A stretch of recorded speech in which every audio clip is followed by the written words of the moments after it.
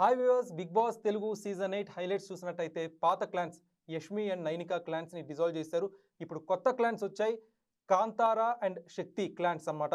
So Kantara క్లాన్కి Abhay chief and Shakti క్లాన్కి Nikhil chief. So Kantara క్లాన్లో ఎవరెవరు ఉన్నారు?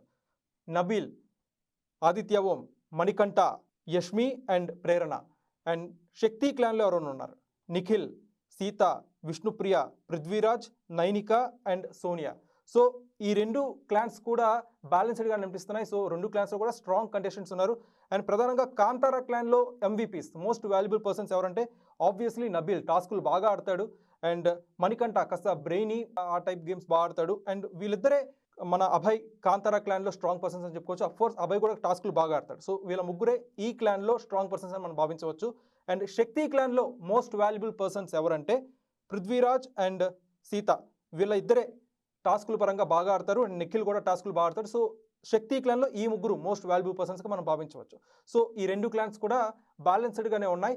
సో ఎక్కడా కూడా ఎవరికి అన్యాయం జరగలేదు.